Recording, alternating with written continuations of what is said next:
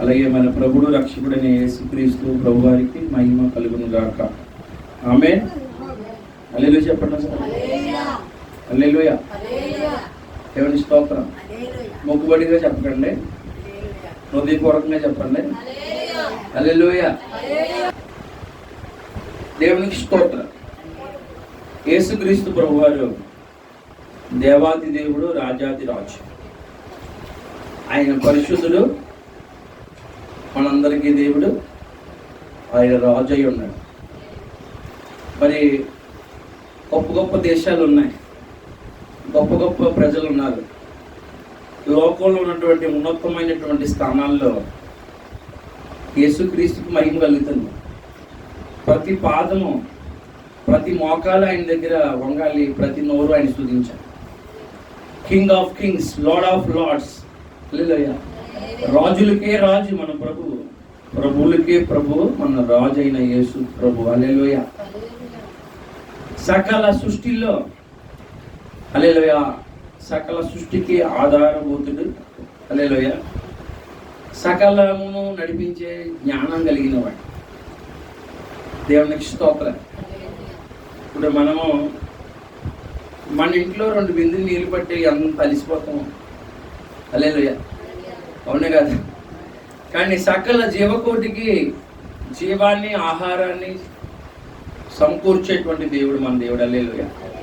కాబట్టి దయచేసి ఆయనకి యథార్థవంతుల సభలో నేను యెహోవాని హృదయపూర్వకంగా స్తుతిస్తాను. హల్లెలూయా. మనం తిని లేదనకూడదు. చాలా మంది తినేసి లేదంటారు. ఆయన హస్తంతో మనం దీవిస్తే మనకు ఆహారం వస్తుంది.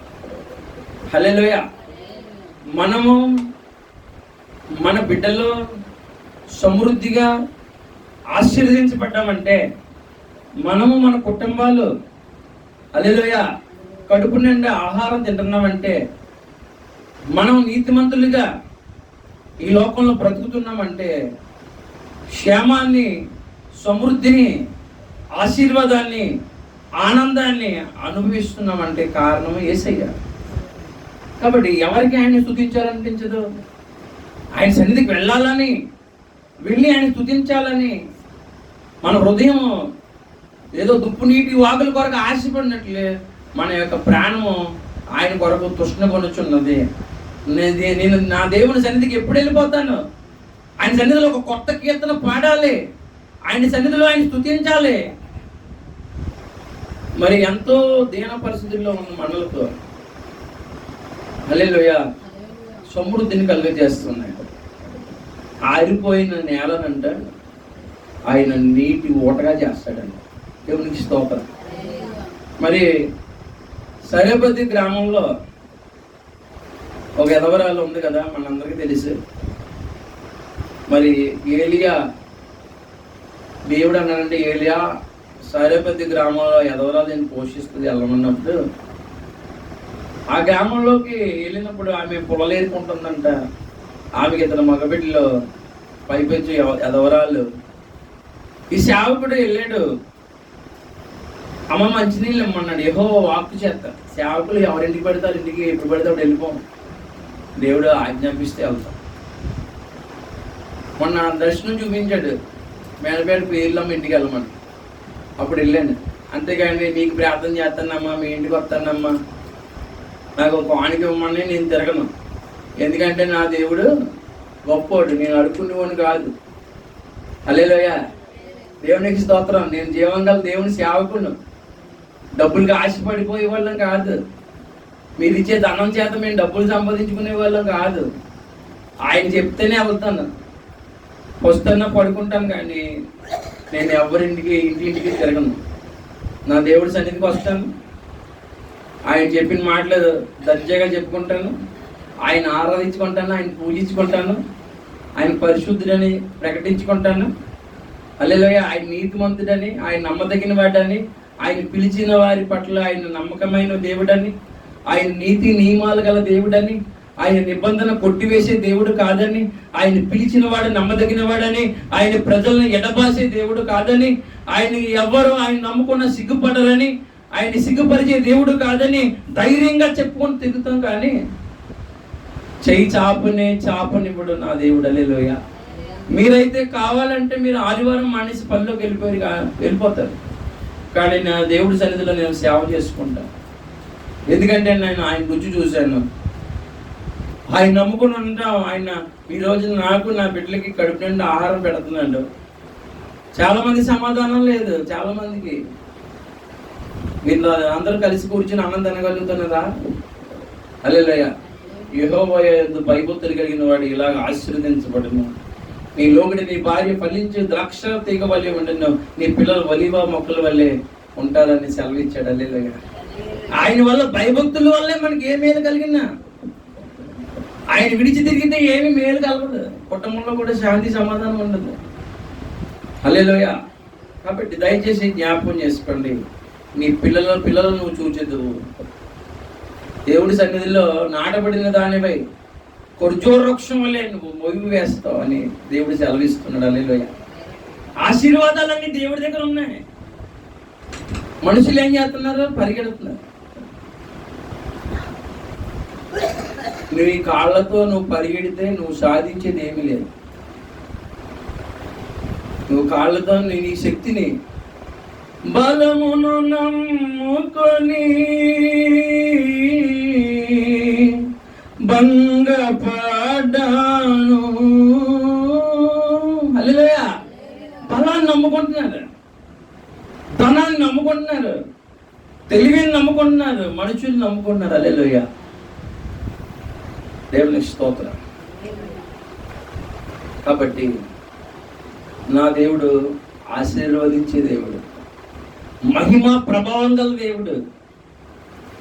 ఆదివారం మానేసి పనిలోకి వెళ్తే హల్లెలూయా మీరు ఆశీర్వదించబడిపోతారా? దేవుడి సన్నిధిలో కృతజ్ఞత కలిగి ఆయన సన్నిధికి వస్తే ఆశీర్వదించబడతారా? హల్లెలూయా. ఆయన సన్నిధిలో ఉన్న వాళ్ళకి ఏమీలు పొదువై ఉండదు. ఇప్పుడు ఆ సారపెద్ద గ్రామంలో ఉన్న ఆవిడ దగ్గరికి ఒక సేవకుని పంపించాడు దేవుడు. మొదట అమ్మ నాకు ఒక అప్పం ఇవ్వమన్నాడు. ఒక అప్పం చేసి ఇమ్మంటే, అయ్యా ఈ రోజుల్లో తొట్టిలో పట్టిడి పిండి, గుడిలో కొంచెం నూనె ఉందయ్యా. అయ్యగారు మీకు ఆ రెండు కలిపి ఇచ్చేస్తే ఈ రోజుకి నా బిడ్డలకి అదే దాచుకున్నాను. అవి నేను 2 అప్పాలు అయితే నా 2 పిల్లలకి పెట్టి, కొంతమంది ఉంటారు కదా గంజిలో నౌకలు వేసుకుని తాగిన బ్రతుకులు ఉన్నాయి. హల్లెలూయా. కాబట్టి దయచేసి ఆ గంజి ఈ రోజు తాగాలి ప్రభు అంటే మొదటి నేను చెప్పించేయి. హల్లెలూయా. ఆవిడకి ఎంత విశ్వాసము. ఆ రోజుకి ఉన్నది వాళ్ళ బిడ్డలు తిని మరుసటి రోజు వాళ్ళకి ఏం తినాలో కూడా తెలియదు, చనిపోవాలి వాళ్ళు. అంత కరువులో ఉన్న మనుషులకి తన సేవకుడు నోటి నుంచి వచ్చిన మాటలు దేవుడు స్థిరపరిచేవాడు. కాబట్టి మొదట అంట ఆ లేమిలో, ఆ కొంచెంలో, ఆ పిండి తక్కువ పట్టి పిండిలో ముందు దేవుడు సేవకుడు తీసుకొచ్చి ఇచ్చిందంట. హల్లెలూయా. తొట్టులో పిండి ఎలా పోతుందో, గుడ్లో నూనె ఎలా పోతుందో ఓడతనే ఉందంట. హల్లెలూయా. దేవుడు ఈ రోజున కడుపు నిండా అన్నం పెడుతున్నాడు. షుగర్ అని, బీపీ అంటే ఇదని, హల్లెలూయా, మందులు వేసుకొని ఎంతంత తినాలి. కానీ నీతిమంతుడు కడుపు నిండా ఆహారం తింటాడంట. హల్లెలూయా. కొంచెం తింటే గ్యాస్ పెట్టేస్తుందేమో అని భయం నీకు. బలాన్ని నమ్ముకున్న వాళ్ళు ఎలాగుంటారు అలాగే ఉంటారు. హల్లెలూయా. బలాన్ని నమ్ముకుంటారు. బలాన్ని నమ్ముకు నీ బలం ఏమైంది? నీ బలం అంతా కరిగిపోయింది. ఇప్పుడు సరిగ్గా తినలేవు, వండలేవు, పడుకోలేవు. హల్లెలూయా. ఈ పక్కన పడుకుంటే ఈ పక్కన నొప్పి, నుంచుంటే కాళ్ళు నొప్పి. హల్లెలూయా. కానీ దేవుడి సన్నిధిలో ఆశీర్వాదం ఉంది. ఆయన సన్నిధిలో అంట వృద్ధాప్యంలో కూడా మీరు పచ్చగానే ఉంటారని ఉంది బైబిల్లో. హల్లెలూయా. ఆయన సన్నిధిలో నాటపడాలి. చాలా మంది దొరికిపోతూ ఉంటారు. దేవుడి యొక్క ఆలయాన్ని, ఆయన సన్నిధిని నిర్లక్ష్యం చేస్తే ఏమి లాభం? దేవునికి స్తోత్రం. హల్లెలూయా. పర్వాలేదులే ఈరోజు, హల్లెలూయా. 6 రోజులు నీకు ఇచ్చి 6 రోజులు నీకు ఇచ్చి 1 గంట దేవుడికి ఇమ్మంటే అందులో కూడా నీకు కొప్పుడుతో వచ్చేసింది మనకి జనాలకు. వారం రోజుల్లో నీకు ఇచ్చేసి ఆదివారం 1 గంట ప్రార్థనగా రమ్మంటే అందులో కూడా దొంగిలించేస్తున్నాను. ఎంత దొంగ, పచ్చి దొంగ. హల్లెలూయా, దేవునికి స్తోత్రం. దొంగలు, వ్యభిచారులు, అబద్ధకులు పరలోక రాజ్యం వెళ్ళలేరని బైబిల్లో ఉంది. కావాలని చూపిస్తాను, వచ్చింది. హల్లెలూయా, దేవునికి స్తోత్రం. దేవుని మహిమ కలుగును కాక. కాబట్టి దయచేసి దేవుడి ఆలయంలోకి వచ్చినప్పుడు మన హృదయపూర్వకంగా దేవుడి కార్యాలు గొప్పవని గ్రహించగలగాలి.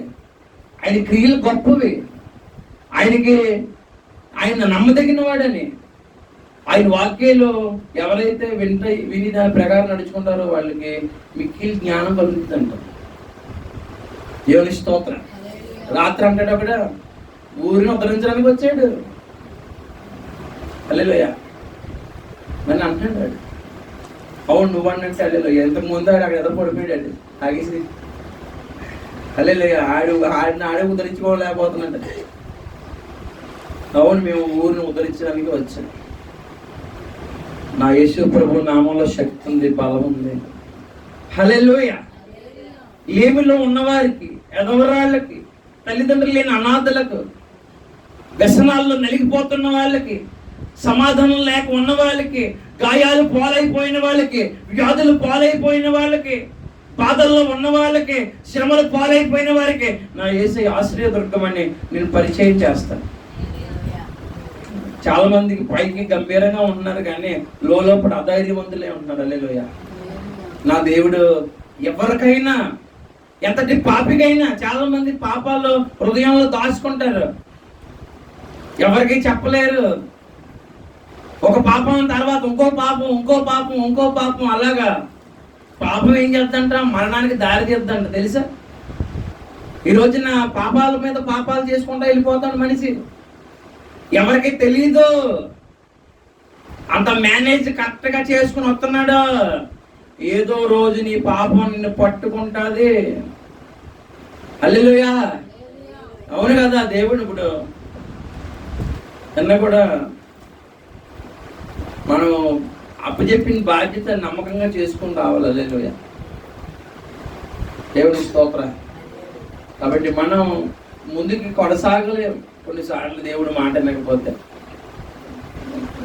యోనా దేవుడు ఎక్కడికి వెళ్ళమన్నాడమ్మా? తర్షీషు.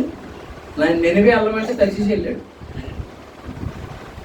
అక్కడ పడవ ముందుకెళ్ళిందా? పడవ ముందుకెళ్ళింది, వెనక్కి వెళ్ళిందా? తుఫాను చేత అప్పుడు పట్టబడింది. ఎందుకు? దేవుడు మాట వినలేదు. నా వల్లే ఇదంతా జరుగుతుందని చెప్పేసి నన్ను సముద్రంలో తోసాను అన్నాడు. నేను తిప్పలు పొందించుకున్నాడు దేవుడు మాట వెనక. చాలా మంది దేవుడి మాటలు నిర్లక్ష్యం చేస్తారు, చిన్ని మాటలు నిర్లక్ష్యం చేస్తారు. బైబిల్లో ఉన్న ఒక్క వాక్యమైన ఎంతో ప్రాముఖ్యమైనది. ఆయన శాసనాలు యథార్థమైనవి, ఆయన మాటలు నీతిగలవి. ఆయన మాటల్లో మనల్ని నిర్మించుకుంటున్నాడు. ఆయన మాట ప్రకారం నడుచుకోవడానికి నిన్ను ఎన్నుకున్నాడు. హల్లెలూయా. కాబట్టి దేవుడు మహిమా ప్రభావాలు గల కార్యాలు చేస్తాడు. నీ బలం కాదు, నీ ధనం కాదు, నీ బంధువులు కాదు, నీ శక్తి కాదు, నీ జనం కాదు. హల్లెలూయా. లోకలు ఎవరో చూపించలేని ప్రేమను, లోకలు ఎవరో చేయలేని కార్యాలు నీ జీవితంలో చేయడానికి నేను పిలిచాడు దేవుడు. ఎర్ర సముద్రము పాయలైపోయింది, నీళ్లు గోడల్లాగా నిలిచిపోయాయి, 6 నెలలని ప్రజలందరూ దాటిపోతున్నారు. హల్లెలూయా, హల్లెలూయా. నీ పక్షాన్ని దేవుడు ఎంతగా నిలబడ్డాడు. నీ పక్కన మురుక్కాలము 2 పాయలు చేయి, జరుగుద్దేమో చూస్తాను. మీ ఇంటి పక్కన కాలము నువ్వు 2 పాయలు చేయి, సముద్రం పాయలైపోతుంది నీ పక్షాన్ని. శత్రువులందరూ సముద్రంలో తొక్కబడ్డారు. హల్లెలూయా. నీ మీద లేచేవారిని దేవుడు ఎక్కడ తొక్కేశాడు? సముద్రంలో తొక్కేశాడు. 6 నెలలను తన ప్రజలు నడిచాడు. ఏ ప్రపంచంలో ఎక్కడైనా ఇలాంటి కార్యాలు జరుగుతాయండి? తను నమ్మిన వారికి కార్యాలు జరుగుతాయి. తను నమ్మిన వారికి సమృద్ధి కలుగుతుంది. చీకట్లో వెలుగు, లేమిలో సమృద్ధి. హల్లెలూయా. తను నమ్మిన వారికి మాత్రమే గొప్ప గొప్ప కార్యాలు జరుగుతాయి. హల్లెలూయా. ఊహకందని కార్యాలు ప్రభు చేయగలడు. తొట్లో పిండి గుడ్లో నూనె ఎలాగొస్తుంది? సేవకుడికి రోజు ఆహారం పెడుతుంది, ఆవిడ పొందుకుంటుంది. హల్లెలూయా. తన బిడ్డలే పెట్టుకుంటుంది. కరువు 3 సంవత్సరాలు మంచు కురవదు, వర్షం పడదు.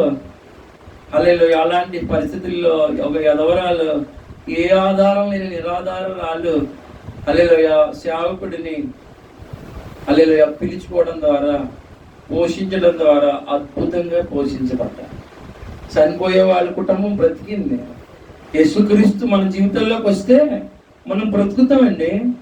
మన బాధలు పోతాయి, మన కన్నీళ్లు పోతాయి, మన అనారోగ్యాలు పోతాయి, మన వ్యాధులు పోతాయి, మన జీవితం బాగుపడుతుంది. హల్లెలూయా. మనకి జ్ఞానం కలుగుతుంది. హల్లెలూయా. చక్కని మార్గంలో ప్రభు నడిపిస్తాడు. ఆయన పాదాలు పట్టుకుని ఆయన హత్తుకొని హల్లెలూయా ఆయన గుండెలకు హత్తుకోవాలి మనం. ఆయన కౌగిలించుకున్న వాళ్ళకి ఏ మేలు కొద్దువై ఉంటుంది. హల్లెలూయా. దేవునికి స్తోత్రం. కాబట్టి మన కొత్త కీర్తనలు పాడాలి, స్తుతులు పాడాలి. నా ప్రాణమ యెహోవాను స్తుతించు, ఆయన చేసిన ఉపకారాల్లో దేన్ని మర్చిపోక. ఎన్నెన్ని కార్యాలు, ఎలాంటి కార్యాలు. హల్లెలూయా. ఆయన కొరకు కనిపెట్టుకున్న వారి కొరకు దేవుడు గొప్ప కార్యాలు చేస్తాడు. హల్లెలూయా. యోర్దాను నది పాయలైపోయింది. హల్లెలూయా. ఎర్ర సముద్రం చీల్చబడింది. ఆకాశం నుంచి మన్నా కురిసింది, బండ నుంచి నీళ్ళు వచ్చాయి. 40 సంవత్సరాలు కాలు వాయలేదు, బట్ట చిరగలేదు. హల్లెలూయా. ఏ దేవుడు ఈ రీతిగా పోషించగలడు? హల్లెలూయా. 40 years.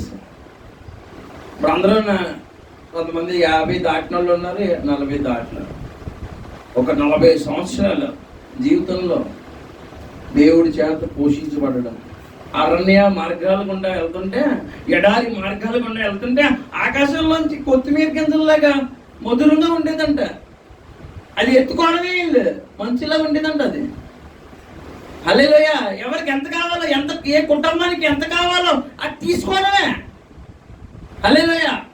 కష్టపడి పర్లేదు, ముందుకు సాగిపోవడమే. 40 సంవత్సరాలు శనివారం ముందు రోజు విశ్రాంతి దినానికి ముందు రోజే పడిపోయేదంట. మళ్ళీ విశ్రాంతి దినంలో ఎవడో ఒకట మళ్ళీ ఏం పట్టుకుని వెళ్ళకూడదు, పల్లెలకి వెళ్ళకుండా. విశ్రాంతి దినాన్ని అది దేవుడు ప్రతిష్ఠించాడు. హల్లెలూయా. విశ్రాంతి దినాన్ని మనం భంగం చేయకూడదు. హల్లెలూయా. హల్లెలూయా. ఆ రోజులు రోజుకి 300 చొప్పున 500 చొప్పున ఎత్తున్నాడే. ఒక రోజు దేవుడి కోసం వదులుకోలేమా? సిస్టమ్ ఎలా ఉందో నాకు తెలుసు. మీరు ఆదివారం పనిలోకి రాకపోతే సోమవారం రావద్దంటారు నాకు తెలుసు. నేను కాదనట్లేదు. హల్లెలూయా. దేవునికి స్తోత్రం.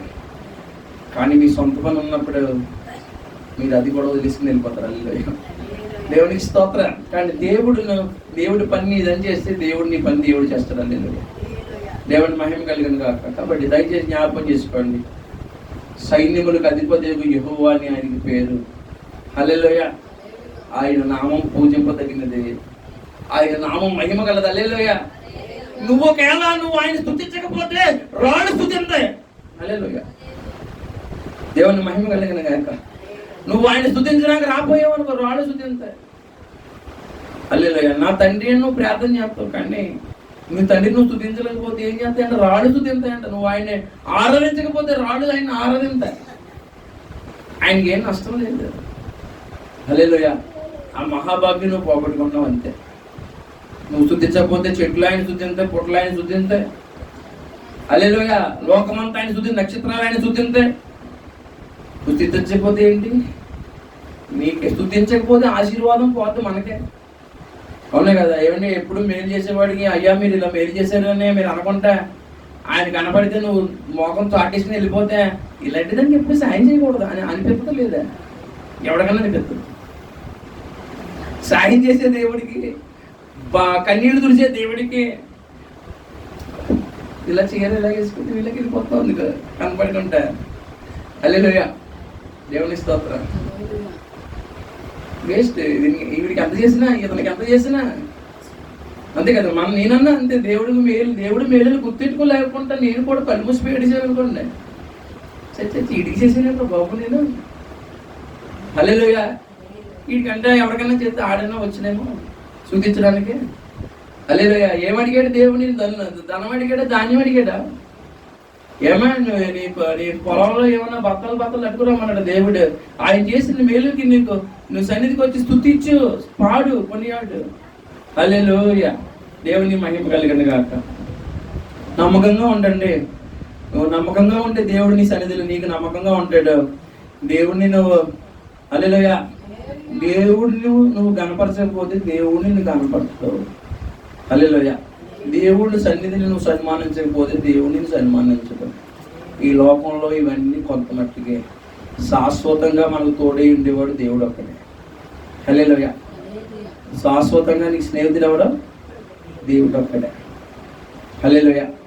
ఎవడో కానీ నా రాశాడు, ఏమని రాశాడంటే, మనిషి అంటే ఏమీ లేకుండా వస్తాడండి ఇక్కడికి, దిగంబరంగా వస్తాడంట. కానీ మధ్యలో అన్నీ కావాలని అన్నీ సంపాదించుకుంటాడంట. ఏమో వినపడుతుందా? వెళ్ళిపోయేటప్పుడు అంటే ఏం పట్టుకెళ్తాడంట. హల్లెలూయా. వేస్టేనా? హల్లెలూయా. నువ్వు చేసిన భక్తి నువ్వు పట్టుకెళ్తావు, నువ్వు ఇచ్చిన మంచిగా పట్టుకెళ్తావు, ఇంకేం పట్టుకెళ్ళాలి. హల్లెలూయా. నువ్వు ఎంత బాగా శుద్ధింతే అంత బాగా ఆశీర్వదించబడతావు. పరలోక రాజ్యంలో ఈ లోకంలో కూడా నువ్వు నమ్మకస్తులుగా ఉంటావు. హల్లెలూయా. హల్లెలూయా. లోక మర్యాదను అనుసరించొద్దు, దేవుని వెంబడించండి. ఆయన మాట గట్టిగా పట్టుకోండి. దేవుడు మిమ్మల్ని ఆశీర్వదిస్తాడు. ప్రార్థన చేసుకున్నాం.